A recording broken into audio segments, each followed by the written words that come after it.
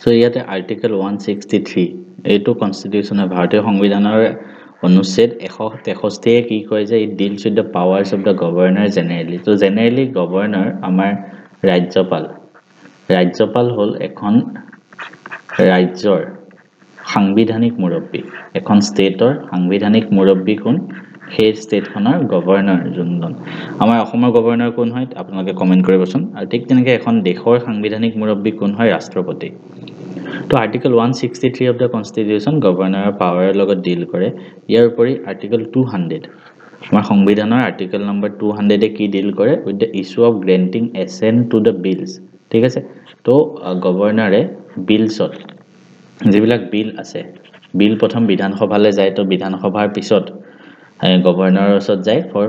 final মানে pass কৰিবলৈ ঠিক আছে কিন্তু সেই পাস কৰাৰ অথৰিটিটো গভৰ্ণৰৰ আন্ডাৰত আছে as per the article number 200 of the constitution যেতিয়া এখন বিল যিকোনো এখন বিধেয়ক বিধানসভাত উপস্থিত হ'ব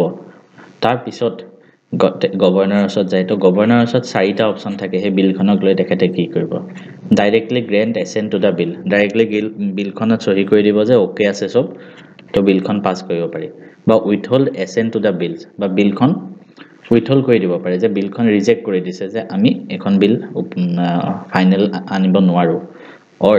থাৰ্ড অপচন আছে ৰিটাৰ্ণ দ্য বিল ফৰ ৰিকনসিডাৰেশন বা বিলখন ৰিটাৰ্ণ কৰি দিব পাৰে আকৌ বিধানসভালে যে আপোনালোকে ৰিকনসিডাৰ কৰি চাওক ইয়াত কিবা শুদ্ধ কৰিব আছে ফোৰ্থ অপচন আছে reserve the bill for consideration of the president fourth option এটো যে বিলখন নিজৰ লগত ৰাখি থব পাৰে প্ৰেসিডেন্টৰ কনসিডাৰেশনৰ পিছত বিলখনত ফাইনেল অনুমোদন জনাব পাৰে তো চাৰিটা অপচন আছে আকৌ কৈ দিছো এখন বিল আহিল এখন ধৰক এটো বিধানসভা বিলখন আনিলে দিলে গভৰ্ণৰক তো as per the article number 200 গভৰ্ণৰৰ বিলখনৰ এছেন্টৰ লগত ডিল কৰিব গভৰ্ণৰৰ পিছত চাৰিটা অপচন থাকে হয় বিলখন পাস কৰি দিব হয় বিলখন ৰিজেক্ট কৰি দিব হয় বিলখন ৰিটাৰ্ণ কৰি দিব বিধানসভালৈ যে ৰিকনসিডাৰ কৰক হয় বিলখন নিজৰ লগত ৰাখি থব প্ৰেসিডেন্টৰ লগত মানে ৰিকনসিডাৰেশনৰ কাৰণে ঠিক আছে এটা ইম্পৰ্টেন্ট পইণ্ট মনত ৰাখিব the governor cannot send a bill back to the state legislature if it is a money bill যদি মানি বিল হয় তেতিয়া গভৰ্ণৰে বিলখন মানে ৰিকনসিডাৰেশনৰ কাৰণে অপচন 3 টো তেতিয়া ভ্যালিড নহব মানি বিলৰ ক্ষেত্ৰত অপচন 3 টো নহব বাকি তিনটাহে কৰিব পাৰিব আৰু গভৰ্ণৰে এখন বিল ধৰক বিধানসভালৈ ঘূৰাই পঠালে ঠিক আছে ঘূৰাই পঠোৱাৰ পিছত বিধানসভাই যদি আকৌ সেই বিলখন আনি গভৰ্ণৰক দি দিয়ে তো সেকেন্ড টাইম কিন্তু he has no option to refuse the bill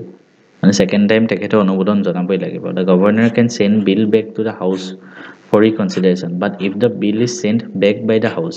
without any sense একো সেন্স নকৰাকে আকৌ ধৰ ঘূৰাই দিলে the governor has to give his assent to that bill মানে সেকেন্ড টাইম তেখেতে বিলত এছেন্ট দিবই লাগিব এটা ৰিসেন্টলি কি নিউজত আছে যে বহুত কিছুমান যিবিলাক বিল গভৰ্ণৰে নিজৰ ওচৰত ৰাখি থৈছে ঠিক আছে আৰ্টিকেল 200 তে এটা বস্তু লিখা আছে চাওক when a bill has been passed by the legislative assembly of a state it shall be presented to the governor and governor shall declare either that he assent to the bill or he withhold assent ঠিক আছে however the article has a key provision এই আৰ্টিকেলটোতে আৰু এটা বস্তু লিখা আছে যে it says that a governor may as soon as possible return bill for other than money bill ঠিক আছে মানে গভৰ্ণৰৰ ওচৰত যে বিলখন দিলে এই বিলখন আনি বিধানসভাই গভৰ্ণৰৰ ওচৰত দিলে আমাৰ যোনটো সেকেন্ড অপচন আছিল গভৰ্ণৰে থাৰ্ড অপচনটো গভৰ্ণৰে কি কৰিব বিলখন ধৰ ঘূৰাই দিলে ৰিকনসিডাৰ কৰিবলৈ এই আৰ্টিকেল 200 তে লিখা আছে as soon as possible গভৰ্ণৰে বিলখন ৰিটাৰ্ণ কৰি দিব পাৰে ৰিকনসিডাৰেশনৰ কাৰণে কিন্তু এটা কিমান সময় ৰিটাৰ্ণ কৰিব হেতু কতো লিখা নাই মানে এই as soon as possible যে লিখা আছে সেই বস্তুটো নিৰ্দিষ্ট টাইমটো লিখা নাই হেতু কাৰণে কি হৈছে গভৰ্ণৰে বিলবোৰ নিজৰ লগত বেছি জমা কৰি গৈ আছে মানে বেছি পাইল আপ হৈ গৈছে তো ৰিটাৰ্ণ কৰিবলৈ মানে কেতিয়া ৰিটাৰ্ণ কৰিব তাৰ কোনো নিৰ্দিষ্ট সময় নাই এই বস্তুটোক লৈ এতিয়া মানে বিতৰ্ক চলি আছে ঠিক আছে তো এটো কাৰণে অলপ এই যেটো টপিক হয় এই টপিকটো ইম্পৰ্টেন্ট হৈ পৰিছিল আমাৰ বাবে এটো কাৰণে মই আপোনালোকক যিখিনি ইম্পৰ্টেন্ট ইনফৰমেশন পাৰো এখিনি দিবলৈ চেষ্টা কৰিলো আৰ্টিকেল 163 পাৱাৰ গভৰ্ণৰ আছে যত